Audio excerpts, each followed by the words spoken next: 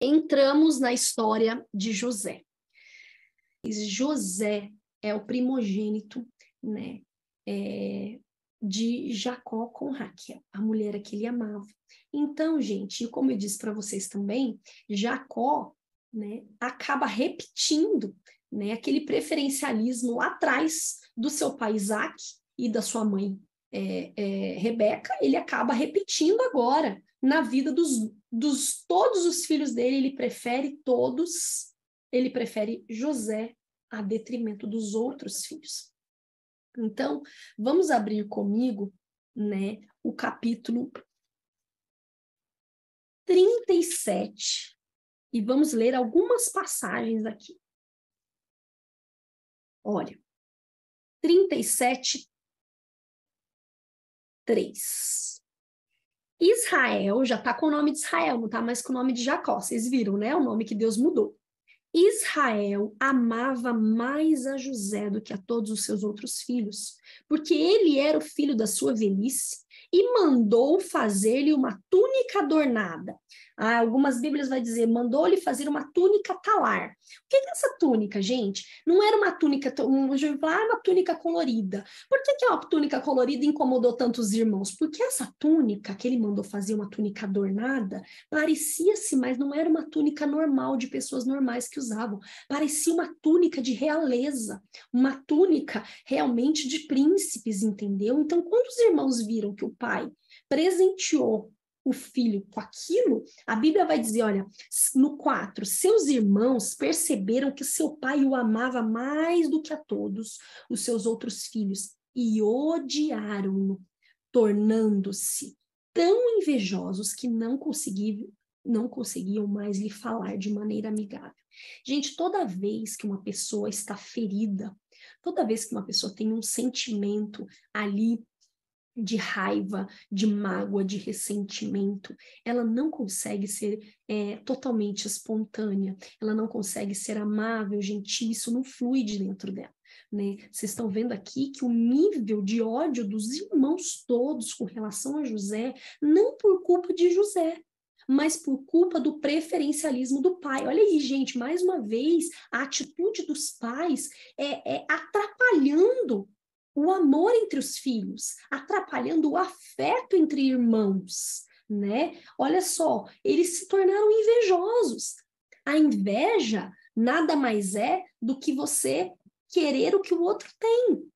Às vezes até você tem melhor, mas você não quer que o outro tenha aquilo, né? Eles tornaram-se invejosos, odiando, e não conseguiam nem lhe falar de maneira mais amigável, nem amigável não conseguiam falar.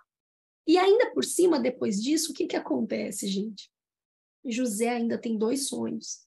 E nos sonhos, depois vocês leem os sonhos, nos sonhos, uns feixes de trigo, ele tinha um feixe e os outros tinham outros feixes, e aí o feixe dele se sobrepunha e os outros feixes acabavam se prostrando diante dele, e depois ele tem mais um sonho com sol e estrelas.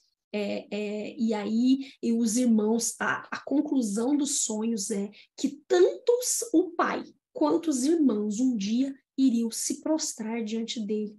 E José, muito bobo, né? Que José, filho de Jacó, mas ele ficou conhecido popularmente como José do Egito, por conta da história dele, tudo que aconteceu com ele. Ele conta os sonhos. E isso, gente, faz os irmãos terem mais raiva ainda. Vamos ler aqui, o 37:10 diz assim: assim que narrou o sonho a seu pai e seus irmãos, o pai repreendeu com essas palavras: que sonho foi esse que tiveste? Iríamos todos, então, eu, a mãe, teus irmãos, e cada um deles prostrar-nos rosto em terra diante da tua presença? No mesmo instante, seus irmãos arderam em ciúmes dele. Seu pai, contudo, passou a refletir sobre o que ouvira. Olha, os irmãos já estavam com mais ciúmes dele. Aconteceu que os irmãos de José haviam saído, levando as ovelhas e as cabras do seu pai até os pastos que ficavam próximos à cidade de Siquém. E aí, gente, vou contar a história, porque se a gente for ler tudo, não vai dar tempo. O que acontece, vocês já ouviram essa história, acredito eu, milhares de vezes, né? Jacó fala, olha, vai lá dar uma vigiada nos seus irmãos, vigia, vê se eles estão cumprindo lá, cuidando bem das ovelhas, porque a gente vai ver aqui, ó, no 37:3, eu não li para vocês, na verdade, no 37:2, segunda parte, diz assim: entretanto, José compartilhava com seu pai sobre a má fama de seus irmãos. Pelo jeito, José era meio fofoqueiro, assim, contava tudo para o pai. Então, Jacó tinha confiança nele e falou: vai lá ver os seus irmãos. E aí ele foi, e quando ele chega lá, os irmãos viram José, já estavam com raiva, já não conversavam nem amigavelmente mais com ele. Chegaram lá e disseram que, olha lá quem está vindo, o tal sonhador. Vamos matá-lo. Vamos matá-lo e falar para o pai que ele foi devorado por um animal. E aí eles fazem isso. Eles olha só o 37:20, vinde, matemo-lo, joguemo-lo numa cisterna qualquer. Diremos que um animal feroz o devorou. Veremos o que acontecerá com seus sonhos. Todavia, Rúben, que era o mais velho entre os irmãos, propôs: não vamos tirar-lhe a vida, porque ele é nosso irmão de sangue, vamos jogar ele numa cisterna. E aí, eles jogam numa cisterna José implora para eles não fazerem isso. Passa um grupo de ismaelitas que estavam indo para o Egito, compram José, eles vendem José, né? Pegam a capa lá, põe sangue de um animal, rasgam tudo e levam para o pai para dizer que o José morreu. E José, então, segue com esses ismaelitas como escravo para o Egito. E lá no Egito, ele é comprado por Potifar, que era um oficial de Faraó, lá que cuidava das coisas de Faraó. Potifar se afeiçoou ali com José e compra José como escravo. E não demorou muito para José, né? Como Deus era com ele, para José se destacar ali, né, no Egito. E aí o que acontece, gente? Potifar era capitão da guarda do palácio, promove José como ajudante pessoal dele. E isso está no capítulo 39, do 3 ao 5. Vamos ler aqui, ó. O senhor egípcio percebeu que o Senhor Deus amparava José e o abençoava em tudo que realizara. Dessa maneira, José ganhou a simpatia do seu dono, que o promoveu a seu ajudante pessoal como administrador dos seus bens. Potifar deixou a seu cuidado sua própria casa e lhe confiou tudo o que possuía. 5. E a partir do momento em que ele passou a administrar a casa de Potifar e todos os seus bens, o Senhor abençoou toda a casa do egípcio em consideração a José. A bênção de Yahvé alcançou tudo que ele possuía em casa e nos campos. Gente, queria abrir um link aqui com vocês, assim, para a gente entender que não é, né? Mais uma vez nós estamos chegando diante de uma situação para entender como o mundo espiritual funciona. Não são ambientes que mudam a nossa vida. Não são lugares que transformam a nossa vida. Somos nós que transformamos lugares. 6. Aqui, gente, Salmo 84, 5 e 6. Eu vou ler para essa Bíblia, que essa Bíblia é melhor para entender. Bem-aventurado o homem cuja força está em ti, em cujo coração se encontram os caminhos aplanados, o qual, passando pelo vale árido, faz dele um manancial, de bênçãos o cobre a primeira chuva. Olha só, mesmo a pessoa passando por um vale árido, faz dele um manancial. Isso significa que nós mudamos ambientes. Nós carregamos a bênção e o Espírito Santo de Deus e somos capazes de transformar lugares, transformar ambientes, né? Que nós possamos ter essa consciência, que não são os ambientes que devem nos oprimir, mas nós devemos levar aos ambientes opressos uma resistência à presença de Deus para dissipar as trevas daqueles lugares. Então, muito lindo ver, né, que até uma pessoa ímpia ali, que era Potifar, conseguiu discernir que havia algo diferente na vida de José, que o Senhor era com ele. Gente, as pessoas com o Espírito Santo de Deus, elas têm um brilho diferente. Vocês já viram uma pessoa pregando de uma forma ungida? A pessoa fisicamente pode nem ser bonita, mas você vai olhando aquela pessoa, ela tem algo, um brilho, uma coisa, uma beleza que ultrapassa isso aqui, né? Essa consciência nossa, esse raciocínio humano nosso. Nós começamos a achar aquela pessoa bonita. É incrível isso. E aí, Potifar enxerga em José algo diferente, a ponto de colocar como ajudante pessoal e dar a própria casa para ele governar ali, a casa de Potifar mesmo. E aí nós já sabemos a história, né? Que a mulher de Potifar fica em cima de José, porque José era um homem bonito, tá? Eu não anotei aqui nas minhas anotações, mas eu li na minha Bíblia antiga, aqui, achei, 39, 6. Última parte diz assim: José era formoso de porte e de aparência. Então, ele era um homem bonito. E a mulher de Potifar ficou em cima dele, diariamente, ó, em cima, até que um momento chega um ápice que ela tenta forçar José a se deitar com ela. E ele foge da tentação e ela consegue ficar com a capa dele, chama os oficiais e ela tem uma prova, então, nas mãos de que José tinha uma integridade, né, ruim, né, suspeita, porque ela inventa essa história que ele tentou abusar dela e a prova era ali que ele deixou cair, inclusive, a roupa dele ali naquele ambiente. E o marido acredita, coloca José na prisão.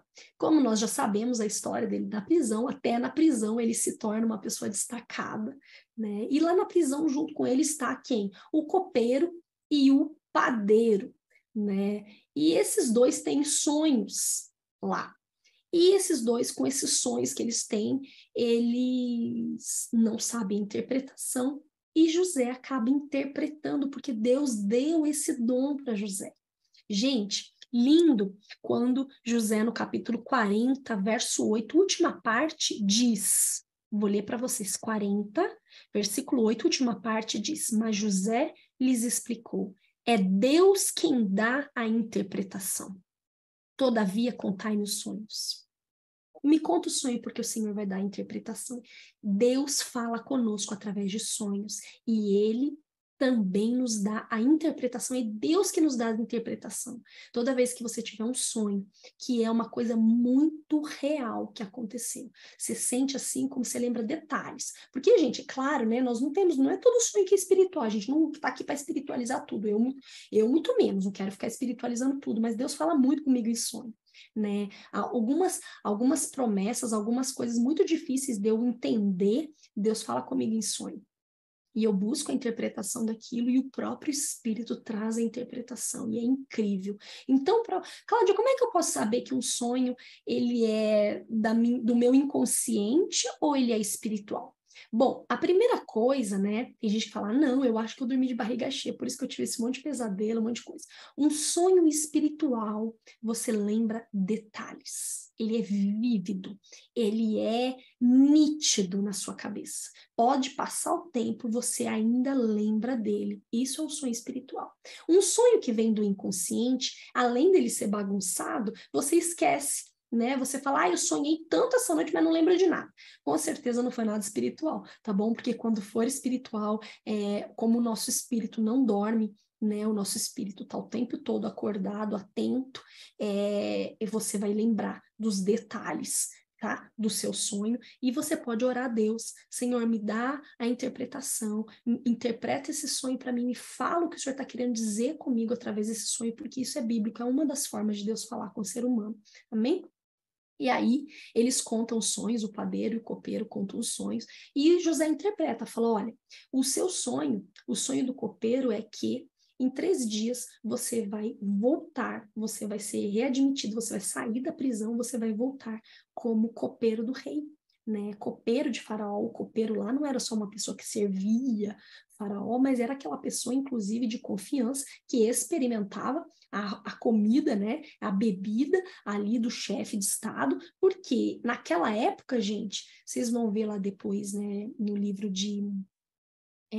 onde tem os reis e tudo mais, vocês vão ver que um rei, tirando o reino do sul, que veio todo de que vinha toda de uma única dinastia, né? Davi, o filho de Davi, Salomão, depois o filho de Salomão, Robão, tirando eles, os outros reis que passaram pelo reino do norte, eles eram depostos, eles eram retirados através de assassinato, através de envenenamento, ou seja, por golpe mesmo, com golpe de Estado. Então, era muito comum naquela época eles envenenarem os reis para morrerem e a pessoa tomar o reinado ali naquele momento. Então, tinha que ter esse copeiro, essa função desse copeiro, dele experimentar a comida, né, para ver se não estava envenenada, e então o chefe de Estado comer, beleza?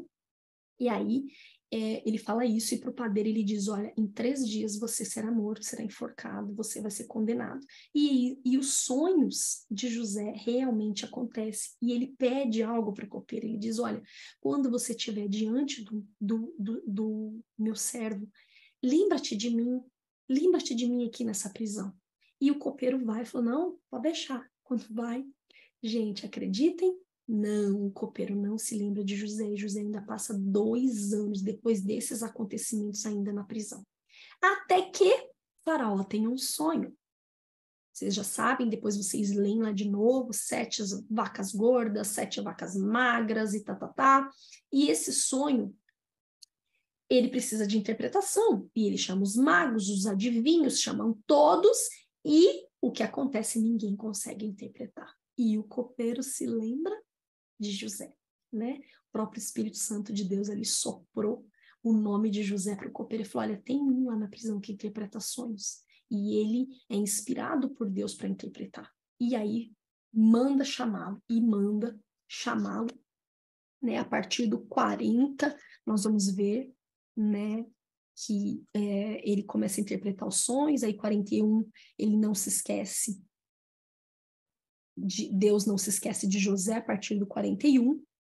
E aí, gente, o que acontece? Ele vai e interpreta o sonho de Faraó. Ele diz, olha, o seu sonho significa que o mundo, né, o Egito e todas as terras ao redor, os povos ao redor, nós passaremos 7 anos de muita fartura e 7 anos de muita fome e escassez. Por isso, nós devemos aproveitar esse ano de fartura. E Faraó, nossa, fica assim extremamente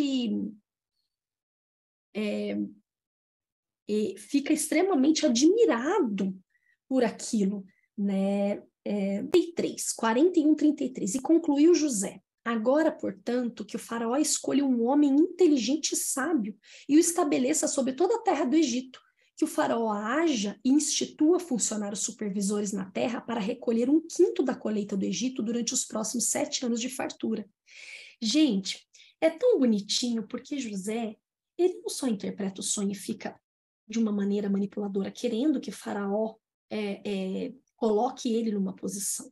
José interpreta o sonho e dá ainda a solução para o Faraó. Fala, olha, escolhe um homem sábio que o Senhor confia para que nesses 7 anos de fartura ele realmente faça uma boa gestão e crie celeiros e junte grãos, né, para que no tempo da fome vocês não passem fome.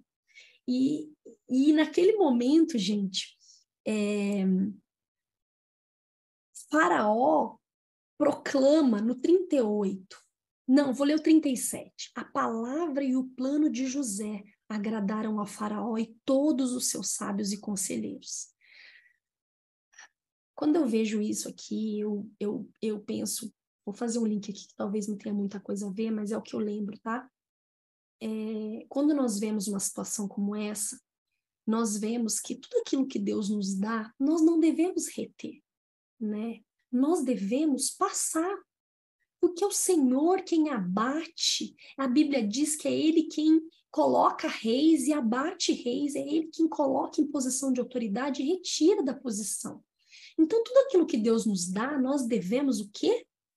Dar também. Nós devemos compartilhar, nós não devemos reter, nós devemos distribuir, nós devemos fazer multiplicar, porque é o Senhor quem vai nos levar onde Ele quer nos levar. Aqui, José, em um momento, falou, é esse o sonho. Agora, fica por conta a solução. De repente, se você quiser, né, que eu administre, ou se você quiser, né, sabendo que eu tenho esse dom, que eu... Não, em nenhum momento José faz isso. José diz para ele, olha, estabelece alguém, acha alguém da tua confiança, ele dá essa liberdade para Faraó escolher alguém. E isso, olha, gente, isso só pode ser um mover do Espírito Santo, e tudo que o Espírito Santo de Deus faz, gente, a placa entra, sai arrebentando. Isso agradou o coração não só de Faraó, mas de todos os sábios entendidos, até que Faraó no 38 fala, olha, portanto, Faraó proclamou diante de toda a sua corte oficiais, encontraremos um homem como este, em quem esteja o Espírito de Deus? Pela postura, não só pela interpretação do sonho, mas pela postura de integridade. Gente, essa postura de integridade aqui, lembrando de algo que aconteceu comigo uma vez, né? Eu sempre ficava falando, Senhor, queria tanto fazer algo que te agrada, agradasse o teu coração, queria tanto fazer algo para agradar o teu coração. E eu me lembro que naquela época o Espírito Santo, faz muitos anos, tá, gente? Na época eu era solteira ainda, o Espírito Santo de Deus me levou numa palavra de Salmos que diz assim, filho meu, se da tua boca saírem coisas retas, alegrar-se-á o meu coração.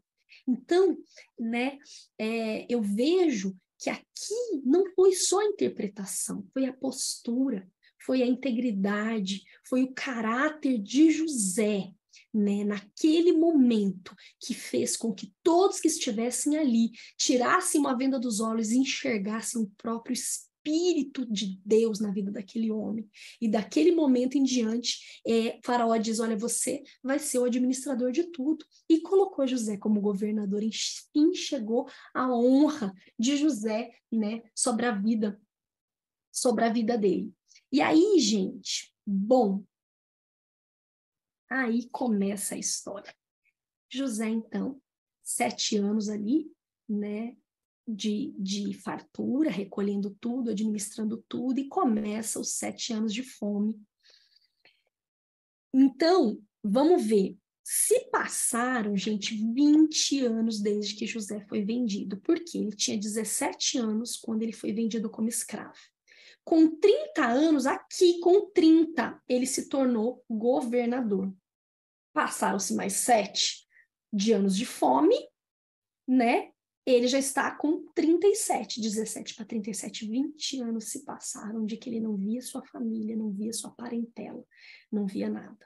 E aí, gente, o que acontece? José, né, os irmãos de José vão para o Egito comprar comida. Antes disso, deixa eu falar uma coisa interessante para vocês. Ele está lá como governador, José acaba se casando, né? Deixa eu só pegar aqui para vocês. No capítulo 41, do 51 ao 52, no capítulo 41, do 50 ao 57, vai falar sobre o casamento de José com uma egípcia, né? E ele até recebe um nome egípcio, José recebe um nome egípcio, que é Zafenate Paneia, Zafenate Paneia, nome difícil, né? Então José se chamava lá no Egito de Zafenate Paneia e se casou com uma egípcia chamada Azenate. E ele teve 2 filhos, gente. Isso aqui, quase 20 anos, tá? Que ele foi vendido. Ele teve 2 filhos, o primeiro filho Manassés e o segundo filho Efraim, como eu já expliquei para vocês, que vão dar origem a 2 tribos aqui, tá bom? Que Jacó vai abençoar como se fossem filhos dele. E aqui, uma coisa muito interessante. Manassés, quando ele tem Manassés, tá no 51, ele diz, olha só, vou ler para vocês.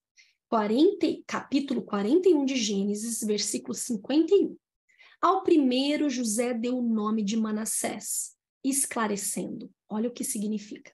Deus me fez esquecer meus dias difíceis e toda a família de meu pai. Em algumas traduções vai estar escrito assim: o Senhor me fez esquecer do meu árduo trabalho e da minha família. Quando você vai no original do hebraico, esse dias difíceis, árduo trabalho, não é um trabalho em si, é referente a um trabalho de parto, a uma dor terrível, né? Deus me fez esquecer a minha dor terrível e a minha família.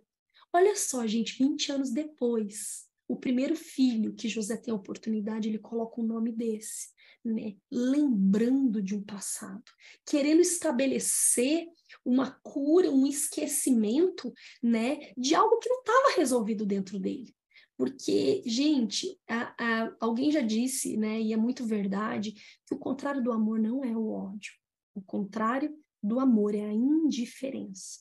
É quando você mata alguém dentro de você, né?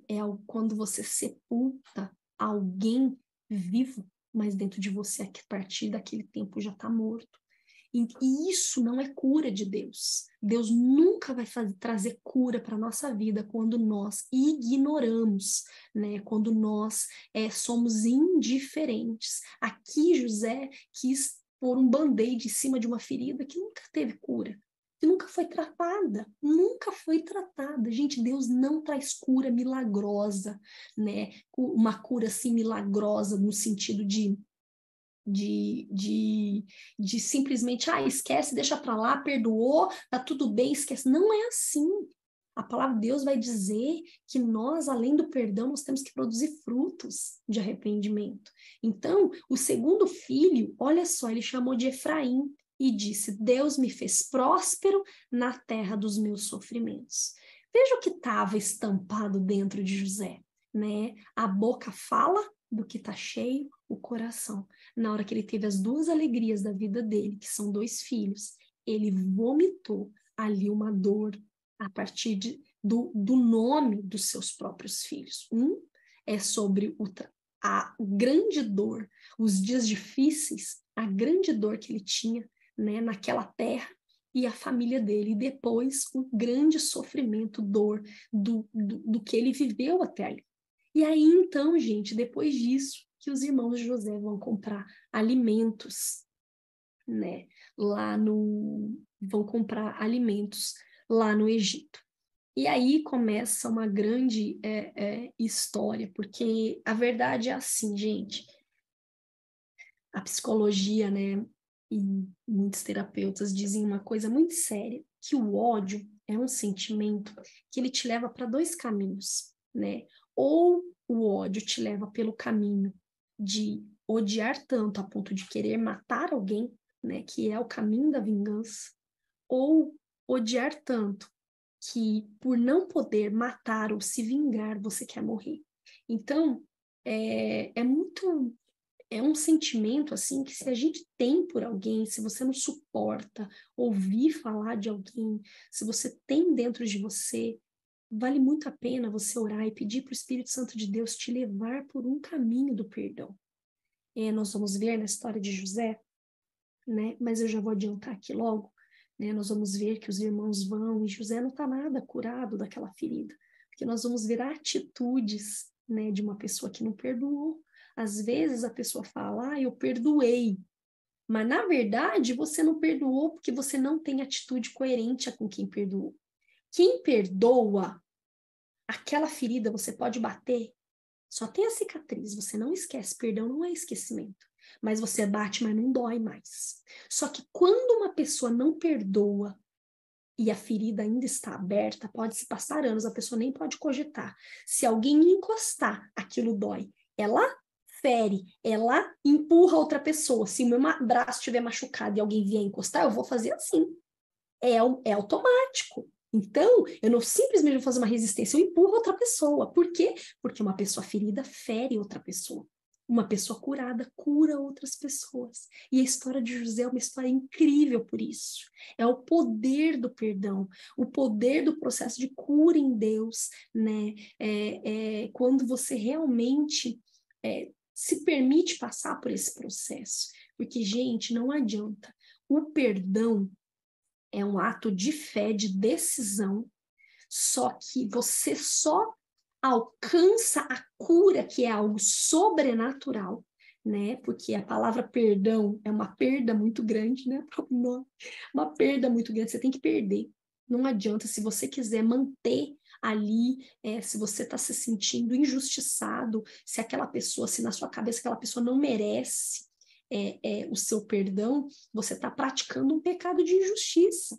E você vai ver, gente, que o que acontece? Eu ia falar isso mais para frente, mas já vou falar logo aqui, né? Sem perdão, você não vai ter libertação.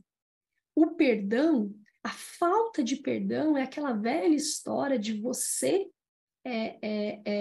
tomar o veneno e esperar que o outro morra. Nunca vai acontecer. Nunca a outra pessoa não vai morrer, a outra pessoa vai seguir a vida. E você, com a falta de perdão, no mundo espiritual, a falta de perdão é um pecado imperdoável diante de Deus. Porque o filho dele, sem pecado nenhum, né? Morreu para que nós obtivéssemos perdão, uma dívida impagável.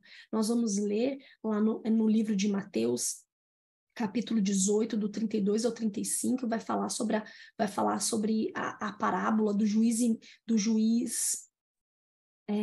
do devedor incompassivo, né? Do devedor incompassivo, que vai contar a história de como o mundo espiritual funciona nessa questão do perdão, né? Você não perdoa, você pode enganar todo mundo que você perdoou, pode fingir, né, que perdoou para todo mundo, mas se dentro de você não perdoa, o mundo espiritual consegue ler isso, porque essa falta de perdão alimenta espíritos atormentadores. Já expliquei isso em outras aulas, não vou explicar aqui de novo, né? Isso não é misticismo, isso está na palavra de Deus. Leia lá Mateus 18, tá bom? Porque traz todo tipo, falta de perdão traz todo tipo de perturbação emocional, física, psíquica, familiar, né? E então por isso que na vida com Deus, nós precisamos abrir essas áreas de trauma, de injustiça, de abuso e jogar luz naquilo que a gente está sofrendo. Por quê? Porque muitos demônios acabam sendo responsáveis por quadros de perseguição e aflição interior alimentados por esses sentimentos de amargura, de ressentimento, de indiferença, de falta de perdão, né? Que a pessoa nutre em relação aos seus agressores, tá? Então, gente, o que acontece? Os irmãos de José vão comprar alimento e aí começa a história. Eu vou resumir aqui para vocês, porque a gente já está bem para frente no tempo. Os irmãos vão e chegando lá, José os reconhece. José os reconhece. E a Bíblia diz no 7, eu quero ler isso com vocês. Logo que viu seus irmãos, José os reconheceu, mas agiu como se fosse estrangeiro para eles e lhe falou duramente, os inquiriu: de onde vindes? E eles responderam: da terra de Canaã, para comprar víveres, Senhor. Assim José reconheceu seus irmãos, todavia eles não o reconheceram. Olha o 9, gente. Então José se lembrou dos sonhos que tivera a respeito deles e os questionou. Vós sois espiões, é para verificar onde nossa terra está desprotegida que vieste. Veja, uma pessoa que não perdoa, ela vive, ela almoça, dorme, acorda, come, trabalha com o agressor dentro dela. Na cabeça dela o tempo todo, ela não tem paz. Esses atormentadores, né, esses verdugos, atormentam a pessoa a ponto dela não conseguir sair do lugar. Ela está praticamente aprisionada pela falta de perdão. Veja que 20 anos se passaram e José falou duramente com eles, né? Falou: vocês são espiões, né? Naquele momento ali. E logo que viu, começou a lembrar de tudo. Veio tudo à luz. Poxa, ele tinha acabado de dar o nome dos filhos dele, o Senhor me fez esquecer meus sofrimentos, fez esquecer da minha família, meu sofrimento, e agora está aqui agindo dessa forma. Então, toda vez que você quiser saber, né, se você perdoou ou não perdoou, se imagine encontrando a pessoa. Se imagine como seria a sua reação. Se você daria um abraço, beijaria, cumprimentaria, conversaria. Ainda que você não queira aquela pessoa, né, de volta para ser seu íntimo seu, mas se você olharia para essa pessoa como quem não sente dor nenhuma, como quem não sente raiva nenhuma, como quem não sente, como que eu posso dizer, como quem se sente à vontade, né? Porque se você não se sente à vontade, se alguma coisa ainda te deixa incomodado, pode ter certeza que você não perdoou genuinamente, tá bom? E aí, prontamente replicaram, e aí vieram, e ele acusa eles que eles são espiões, e aí Rubem, né, chega um momento que fala, olha, não, nós não somos, nós não somos espiões. Aí ele fala assim, olha, pode pôr todos eles na prisão, porque eles são espiões, sim, e deixa, né? Pôs na prisão todos os irmãos por 3 dias, gente, até que ele tira e fala, faz o seguinte, se essa história que vocês não são espiões mesmo, que vocês vieram só para comprar, não é verdade, vocês disseram que vocês têm um irmão caçula, não disseram? Vão lá e busquem esse irmão caçula para eu saber se essa história é verdade mesmo. E aí eles falam, olha, a gente não pode, porque o nosso pai já perdeu um filho, e esse filho tem a alma dele, ele tá com a alma pegada a esse pai. Ele falou, olha, se vocês quiserem que eu acredite na história de vocês, tragam esse irmão. E vai ficar um de vocês aqui, para eu ter certeza que vocês vão buscar e vão voltar mesmo. E acaba ficando, né? Ele segura Simeão, se eu não me engano, é Simeão que ele segura lá. Simeão, ele segura lá para eles voltarem para Canaã, gente. E nesse momento, eu quero até falar uma coisa aqui interessante, por quê? Porque na hora, Rubem, que é aquele irmão que falou, olha, não vamos matar ele, vamos jogar na cisterna, vamos jogar no buraco, né? Aquele mesmo irmão lembra os irmãos, fala, olha, no 22, eu não vos recomendei para não cometerdes tamanha falta contra o menino, lembrando de José que eles tinham feito. Mas vós não me ouviste, e eis que se pede conta do seu sangue, como se Deus estivesse pedindo conta do sangue de José. Né? E eles lá na prisão cogitando tudo isso. E aí a Bíblia vai dizer, falaram tudo isso sem suspeitar que José os pudesse compreender bem, posto que José havia conversado com eles mediante o auxílio de um intérprete. Olha só, gente, José foi muito esperto para não se fazer conhecer. E é assim que a gente faz, né? A gente foge. Quando a gente não libera perdão, quando a gente está ferido, a gente foge, a gente não quer enfrentar a situação. E José fez o tempo todo, pegou um intérprete, ficou falando em egípcio lá, para que os irmãos não conseguissem entender o que ele estava falando, para que ele não se fizesse conhecer. E os irmãos conversaram, né, no hebraico, e ele ouviu tudo. E aí no 24 disse, nisso José retirou-se e começou a chorar. E assim que se restabeleceu emocionalmente, voltou para eles e falou, olha, fica Simeão, volta vocês, depois vocês trazem o irmão caçula para eu ter certeza que essa história que vocês estão me contando é verdade. E aí volta, os irmãos voltam, né, para Canaã, se demoram ainda um tempo, contam para o pai fica desfalecido, nervoso, falou, olha, o que vocês estão fazendo? Eu já perdi um filho, agora o meu único filho de Raquel, né, que é Benjamim, vocês querem levar. Ele falou, pai, mas agora a gente está passando fome de novo, nós temos que voltar para lá. E Simeão também não vai vir. Então Rubem chega de novo e fala, olha pai, fala para o pai dele, né? Para Jacó, fala, pai, vamos fazer o seguinte, eu vou levar Benjamim e eu juro que se eu não voltar com Benjamim para o senhor pode matar os meus 2 filhos. Eu dou a minha vida, a vida dos meus 2 filhos, como garantia que eu vou trazer Benjamim de volta, até que Jacó libera para irem, né, e para trazer Simeão de volta, libera para comprar os víveres, e eles retornam para o Egito. E, gente, quando eles retornam, né, e a Bíblia diz que José vê eles vindo, inclusive Benjamim, ele vê vindo de longe, e ele manda os oficiais prepararem uma mesa, cortarem os cordeiros e tudo. Ah, outra coisa que aconteceu. Quando eles voltam, eles levam os alimentos, só que quando eles chegam, eles veem que dentro dos sacos de comida estava todo o dinheiro que eles pagaram pela comida. José mandou o oficial devolver todas as pratas lá no saco. E eles ficam apavorados, falam, meu Deus, e agora? Será que foi um erro deles? Vão achar que a gente roubou? E eles ficam temerosos mais ainda de levar Benjamim, de ficarem todos presos por lá, porque imagina que ele não pegou um centavo. José, olha só, gente, José não teve coragem de segurar o dinheiro dos irmãos. Ele fez tudo aquilo por conta da dor, mas ele não conseguiu segurar o dinheiro. E eles voltam já temendo por conta daquele dinheiro.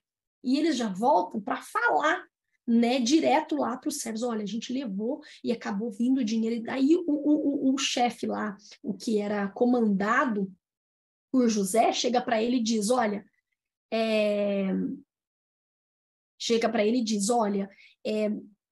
foi a boa mão do Senhor que fez isso, eu mesmo devolvi a prata. Foi Deus que mandou, né, através do meu Senhor, devolver a prata de vocês. E aí eles chegam, eles comem numa mesa enorme, né, eles comem numa mesa, num banquete que José dá para eles lá, e o José manda servir para Benjamim 5 vezes mais que todo mundo, depois que eles comem tudo, se alimentam, né, mostram quem que é o irmão, né, e tal, Benjamim, eles falam, olha, agora nós temos que retornar e tudo, e o que José faz para segurar Benjamim com ele?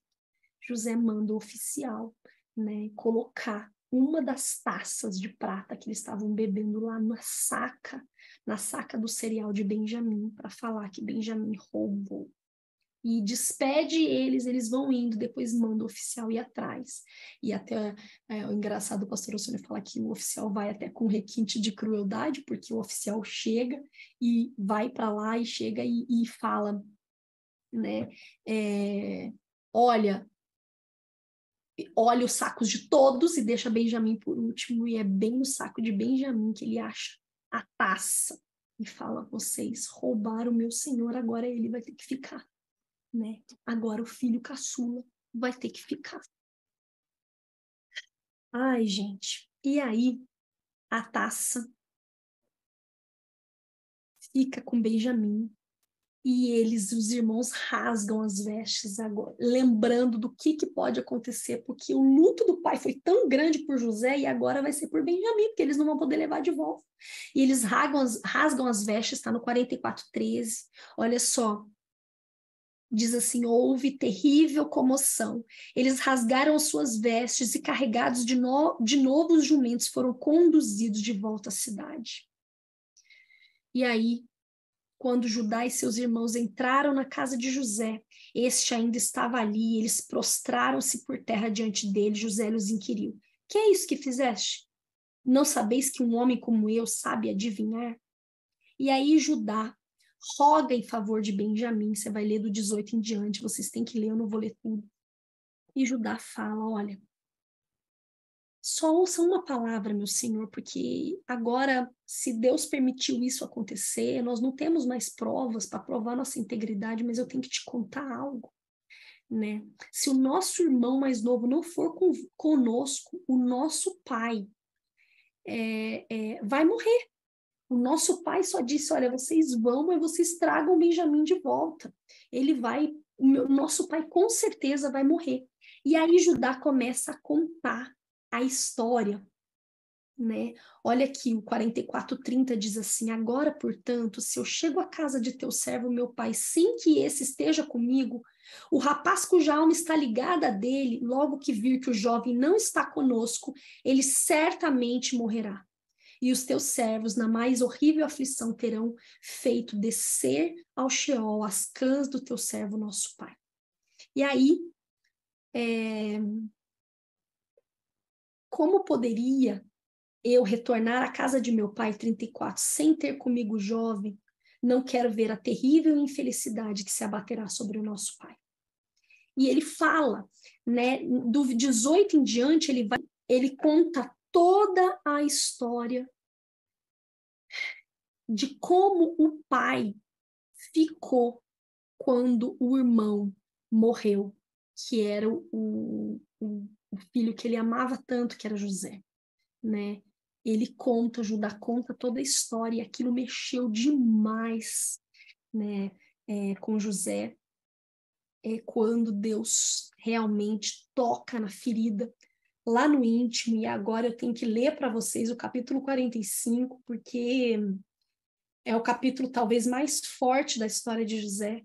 Depois que Judá conta toda a história, conta o quanto José representava para o pai Jacó, o quanto Benjamim representava. Aí, vamos ler o 45, que diz assim: diante do apelo do irmão, José não pôde se conter, e na presença de todos os homens de seu séquito, bradou: fazei sair todos da minha presença. E ninguém ficou junto dele quando José se deu a conhecer a seus irmãos. Aqui, gente,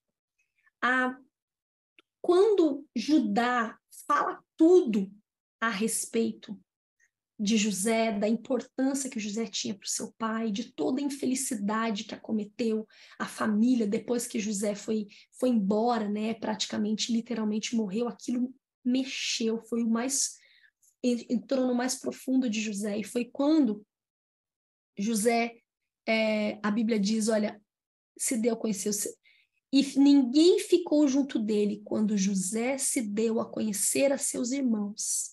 Entretanto, ele chorou tão alto que todos os egípcios o ouviram, e a notícia chegou rapidamente até o palácio de Faraó. José declarou a seus irmãos: eu sou José. Vive ainda meu pai? E seus irmãos não conseguiram pronunciar resposta, pois estavam demais conturbados e perplexos ao revê-lo. Então disse José a seus irmãos: aproximai-vos de mim. E eles se aproximavam, e esclareceu: eu sou José, vosso irmão, que vendeste para o Egito. Aqui eu quero pontuar algo. Todas as vezes que nós temos uma dor, né, dentro de nós, nós precisamos nomeá-la. A Bíblia vai dizer no livro de Tiago 5, acho que é 16, ela diz: confessai os vossos pecados uns aos outros e orai uns pelos outros para sedes curados, para seres sarados. O processo de cura de Deus, ele envolve dois módulos. O processo, ele tem duas fases. A primeira fase, essa fase de confessar os pecados uns aos outros. Não adianta você querer ser curado de algo que te derrubou lá atrás, de um trauma, de uma situação extremamente avassaladora no seu emocional, de algo que transtornou o seu psicológico, que virou uma chave dentro de você, só confessando para Deus. Não adianta, porque você não vai estar cumprindo a palavra. A palavra diz: confessai os vossos pecados uns aos outros. E quando engraçado que quando nós vamos nessa palavra no original do hebraico, pecados, confessai os vossos pecados nesse original do hebraico não, desculpa, gente, do grego, né? O Novo Testamento é todo traduzido no grego, não no hebraico. O hebraico só antigo, né? Então, quando você vai no original do grego, pecados é a palavra paraptoma, que significa queda do cavalo.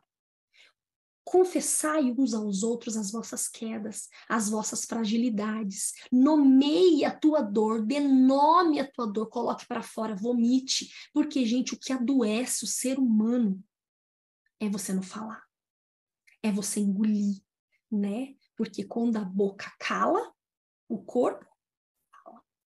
Mas quando a boca fala, o corpo sara. Por quê? Porque isso é bíblico. Deus não nos fez com emoções para nós engolirmos dores, sentimentos. Não, nós precisamos vomitar.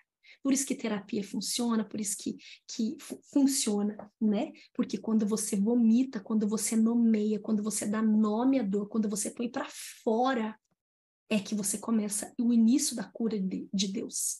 E depois que você faz isso, a Bíblia diz, olha, depois que você confessar a alguém, depois que você jogar para fora, que você vomitar para alguém, orem uns pelos outros. E então, cumprindo esses dois processos, vocês vão ser sarados e curados, né? Então, o primeiro passo, né? Eu gosto muito do pastor Fábio Damasceno, que ele diz que o processo de cura, ele é uma cruz, né? Ele é o caminho da cruz. Primeiro, confessem uns aos outros no horizontal. Olha, eu confesso para o meu próximo, eu dou nome à minha dor, eu vomito. Depois orem. Aí sim, o primeiro processo é natural e a segunda fase é sobrenatural. Quem faz é o Espírito.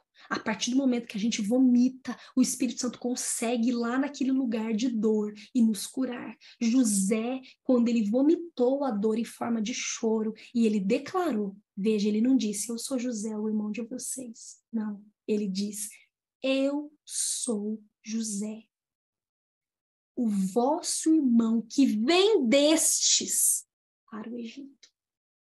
Vocês me venderam. Então, quando Deus diz confessa, dá nome à dor, não adianta só falar fiquei triste, não. Eu sou a pessoa, aquilo que você me fez, quando você vai para o seu agressor, que você vai liberar perdão, você não pode liberar, eu te libero. Não, você tem que dizer, olha, eu quero pedir perdão porque eu segurei perdão sobre a sua vida há muito tempo, mas eu quero liberar perdão sobre você agora, porque quando você fez aquilo comigo, foi o maior ato de humilhação que eu sofri. Eu me senti humilhada, eu me senti desprotegida, eu me senti um lixo, eu tive vontade de morrer, eu tive ódio, eu cogitei em te matar. Você vomita tudo aquilo que está dentro de você e está alimentando, né? Demônios. O mundo espiritual não tem vácuo. Ou os seus sentimentos alimentam o Espírito Santo de Deus, conectam você ao Espírito Santo de Deus, ou aquele monte de sentimento ruim te conecta ao mundo espiritual, aquilo que é ruim, aos demônios. E aí José fala isso, eu sou quem vendeste para o Egito. 45:5, mas agora não vos entristeçais, nem vos amedronteis por terdes vendido para cá, porque foi para preservar vossas vidas que Deus me enviou adiante de vós.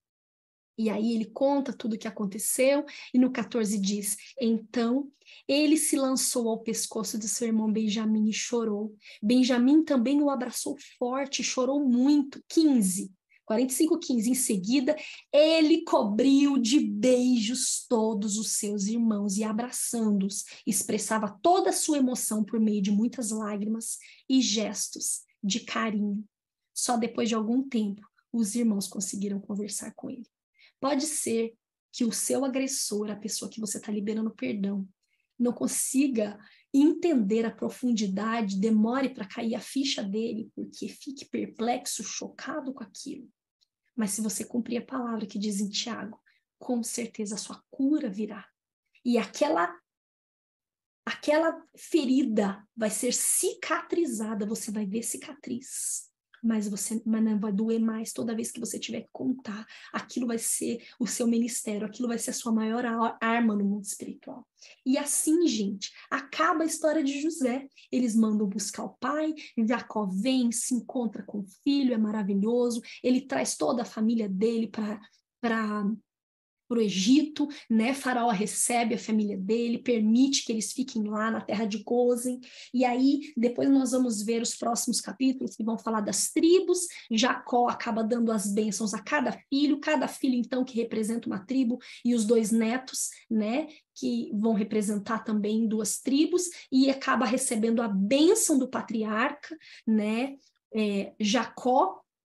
A Bíblia vai dizer no 47:11, José instalou seu pai e seus irmãos e lhe deu uma propriedade nas terras do Egito, na melhor região, na terra de Ramessés, como ordenara o faraó. Providenciou José ainda alimentos para o seu pai, seus irmãos e para toda a sua família, de acordo com o número de filhos de cada um.